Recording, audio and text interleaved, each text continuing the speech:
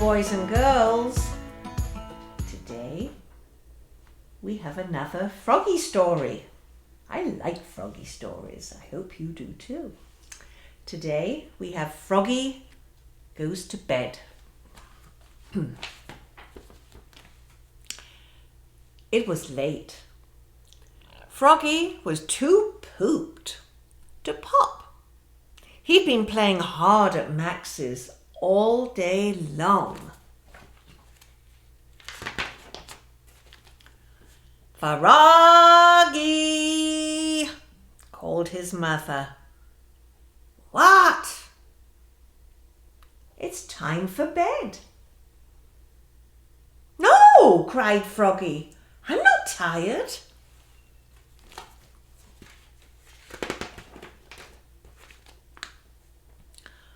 Why don't you take a nice bath, she said. We'll make it a bubble bath. Okay, said Froggy, but first I have to find my boat. Flop, flop, flop.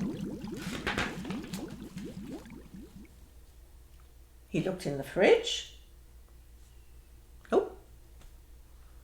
He looked beneath the sink. Not here. He looked in the laundry bin. I found it! And he took a bath.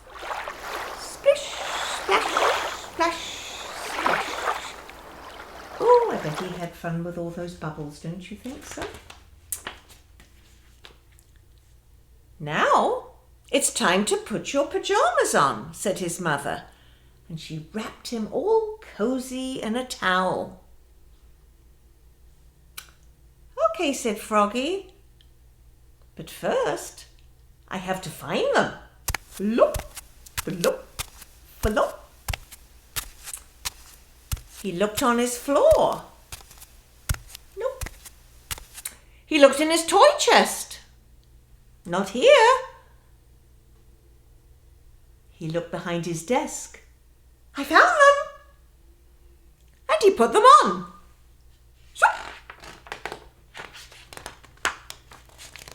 Froggy, called his mother.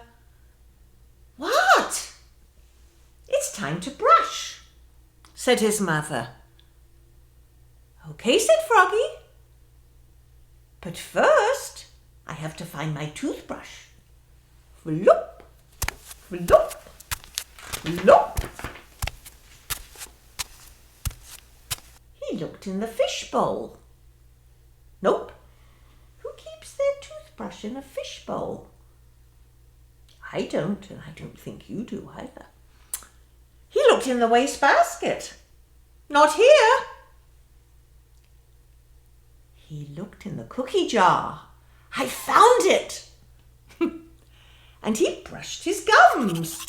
Brush, brush, brush. You know why he brushed his gums? He doesn't have any teeth.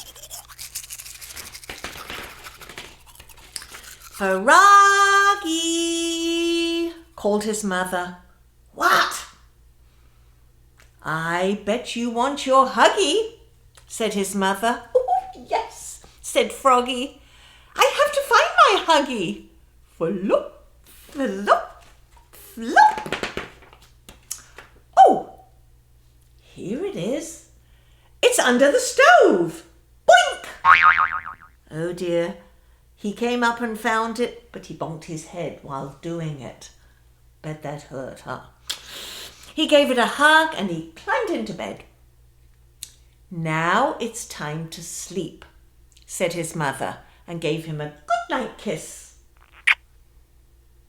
Okay, said Froggy.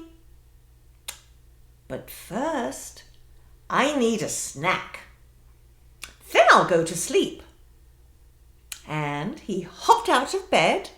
Flop, flop, flop. Munch, scrunch, munch. He ate a bowl of flies. Doesn't sound good, does it? But then we're not frogs. I think frogs like flies. Then he crawled back into bed.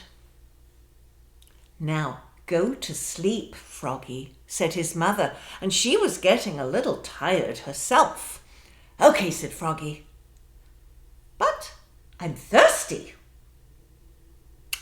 And you have to close the closet and open my door just a crack and turn the nightlight down so just how I like it. Then I'll go to sleep."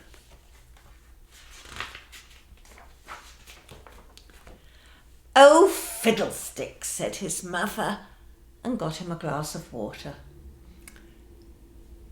"Whoops," cried Froggy, looking more red in his face than green. It spilled.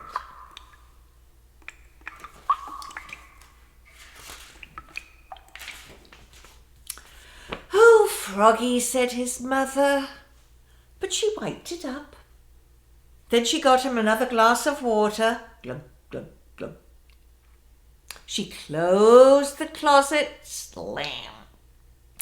She opened his door just a little crack. Creak, and turned down the light just right. "Now go to sleep," she said. "Okay," said Froggy. "But first, will you read me a story?" "Oh, of course, dear." Oh, she yawned. And she read, and she read, and she read till the book dropped thump. And she fell asleep, snoring like a horse.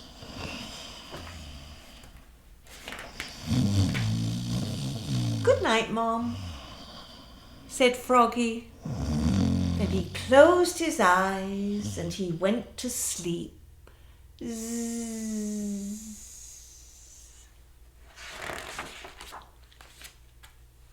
"Good night, Froggy," said Mr. Owl, sitting on a branch. He'd been sitting there watching through the window the whole time. And he sat there, to-it-doo, to-it-doo. Well, boys and girls, that's the end of the Froggy story. So I will see you again next time. And until then, bye-bye. Bye-bye.